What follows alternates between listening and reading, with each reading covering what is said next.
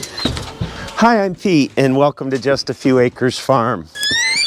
What's with all these doors? I have something really important to talk about today regarding the future of our farm. Morning chores are done, but we'll go out and visit with the animals while I talk about it. And I've been weathering a nasty cold for the last couple days, so you'll have to excuse my raspy voice. Good morning, piggers. Don't you guys have anything to do today besides lay around? Now I know where the term pig pile comes from. The pigs have completely destroyed their hay bomb, and it's resulted in a nice thick layer of hay here that they can burrow into when it gets cold. They're living in the lap of luxury, especially you. My first topic here is about the immediate future of the farm. This year, and I met with the contractor who's going to do our work this week. Here's the work in a very quick nutshell. Renovate this old pole barn. Step one is to put another bay here on the north end. These bays are about 16 feet wide. We're going to put another one on there and use it for equipment, hay baler, and junk storage. Those tires got to go. Step two, take care of what we have. And this roof needs to be replaced. This aluminum roof, as you can see, it's got some holes in it. It's leaking onto the purlins. We're going to wind up replacing probably at least half the purlins and putting a new steel roof with a special kind of insulation underneath the steel to keep it from condensating, which is always a problem with steel roofs. Step three, blow all this stuff out of here except for one column here, the support column. Everything can go, all the pens. Move the pigs out into temporary quarters after the cattle go out to pasture in April. Oh, I forgot step 1A. Clean out all this junk, stuff hanging on the wall, stuff down there in the bay. Move it into the first bay right after that one's built. Get it out of here. Step 96 2B. Take all this metal out of here. Take it out, get ventilation going through here. Take this doorway out to that support beam or support post right there. All that goes. Step 168. Concrete floor in this entire bay here and in the pig barn back there, and same level all the way through, When pouring that concrete, put a pretty good slope, at least an 1/8 inch per foot, maybe more, from this wall down to a central trench drain, which is going to run right straight through into the pig barn. Slope all the pens toward that drain, put the drain just outside the wall of the pig pen, leave the pig pen wall up a little bit so liquid can drain in. This bay, like all the others, is 16 feet wide. That post is on 8-foot center from the wall. Run 3 farrowing pens down this side. They'll be a little bit narrower than I first said, but we can always lengthen them a little bit. That'll leave me approximately an 8-foot aisle all the way down through here and going into the old pig barn, so I can pull the 504 with a bucket in here and pull the bucket up to whatever pen we're cleaning and pitch it directly into the bucket. Out of these 5 bays in the existing barn, remember we got junk and hay feeding cattle, junk and hay feeding winter pigs. We're going to change that, and we're going to make this all to do with the pigs. Take the feeder panel or block the feeder panel off on this side and feed the cattle entirely from this north side. We're at stable cattle numbers now where we want to be going forward, and currently we're only using about half of each side because we got all this junk back here on both sides. So if we free up this entire side by cleaning all this stuff out, we can just feed on this side. In our winter pigs grow out bay, you know, these lazy guys, it stays right where they are. We don't have to do a thing with it. This plan is the refinement of a lot of back and forth and around, figuring out the most efficient way to, one, make use of what we have and keep it in good shape for the future, expend kind of the least money as possible, you know, to get that business up and running.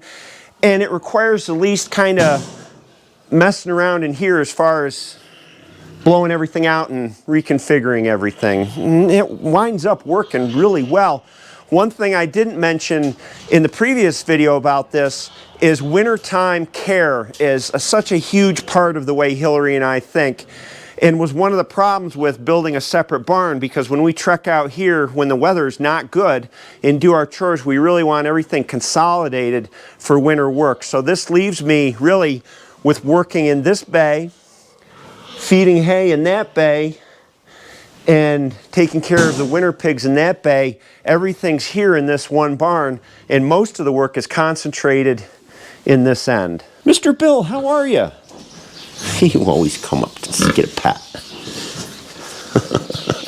Boy, you are muscular. That is hard as a rock. Come here. Boy, listen to those African titwillows in the background. I love that sound. You're pushy. That brings me to the intermediate future of our farm. What happens in the rest of mine and Hillary's lifetime? Because I get questions about that all the time. I think people expect you to have it all figured out. It is fine not to have it all figured out. That's life. You're quite a guy. I like playing with you. You're crazy. You're nuts. You're nuts. Oh, the look of contentment.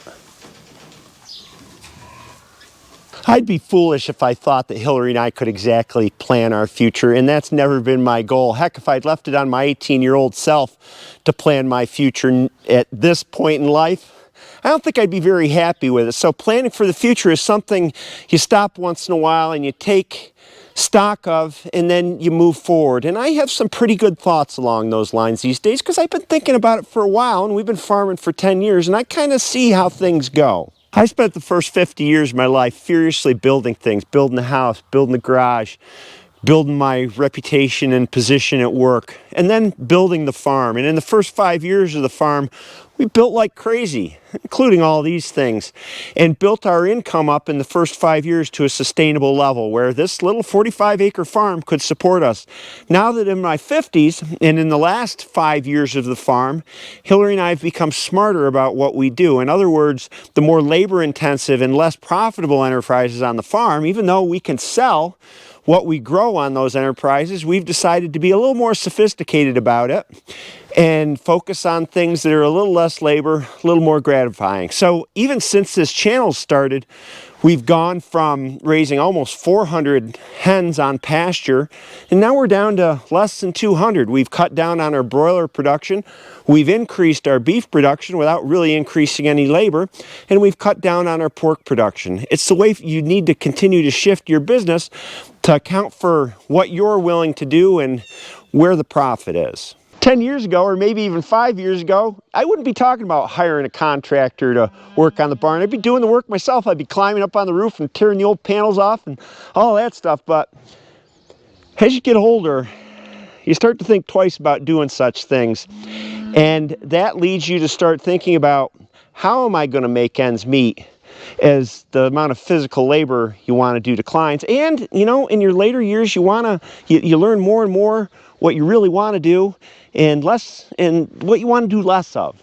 So here's what I think. Being happy in life is largely to do with options, what options you have. You can exercise the option to stay miserable, but you have other options. Even if you don't think you have those options, more than likely you have them. And I have options. And my option that I'm choosing to exercise is to focus on the farming things that Hillary and I love, and to gradually reduce those as we get older. And I've always believed that having options means living below your means. So Hillary and I have savings, and as we go into retirement, my goal is to have enough saved up for us to do what we want, you know, beyond a certain age, whatever age that is, whenever we feel like we should get out of it. And we've both been preparing for that for decades, and it's something we deserve later in life. Having said that, and barring major disability, I couldn't imagine a life at this point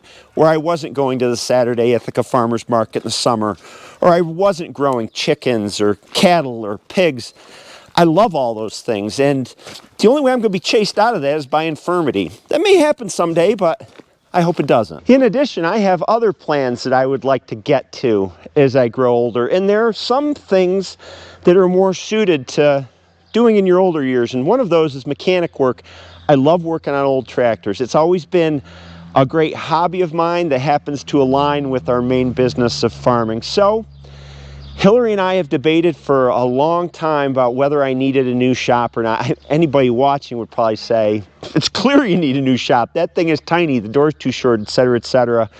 But the cost of it's always scared me away. But I think that here in the next few years, I probably will build a bigger shop, and I will use that to expand the work that I do on old tractors.